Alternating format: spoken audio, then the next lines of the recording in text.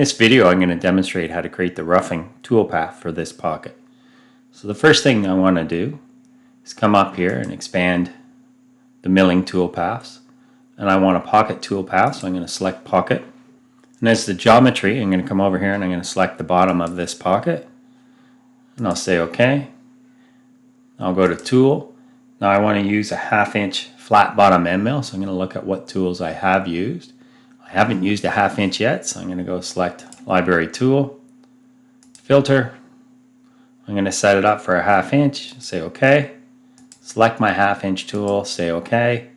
I'm going to set the cutting speed to 500, the feed per tooth to 5 thou. I'm going to turn on rapid retract, plunge rate to 25, and I'll add an appropriate comment here. So I'm going to tell it to rough the pocket. Then I'm going to go to the cut parameters, and I'm going to tell it to leave 25 thou on the walls and the floor. Then I'll go to the roughing. I want to choose the zigzag pattern, it says, with a 70% step over. I also need to create an additional finishing operation, so I'm going to come back to cut parameters and enable this checkbox. This is one of the few things that if I accidentally click OK and come back and edit it and forgot to check it, will be grayed out and I can no longer check that. So I have my roughing. I've got 70% step over, zigzag pattern. For the entry motion, I'm told to make a helix. So I'll choose the helix. And I'll just leave the default settings here. The Z clearance in the helix is 0.1. For finishing, I'm told I want to take one finish pass at a spacing of 15 thou. So I'm going to add the spacing here of 15 thou. That will still leave the 25 thou on the walls and floor.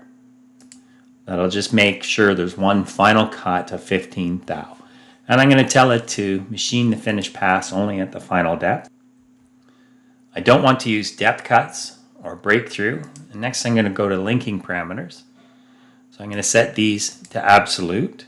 The feed plane, I'm told, is 100 thou above the part. If I set this to absolute, it loses the depth, so I'm going to select the depth tab, come back here, select some geometry at the proper depth.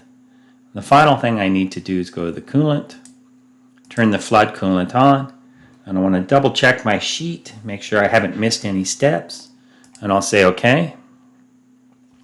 And there's my toolpath. So in the next video, we're going to look at finishing this.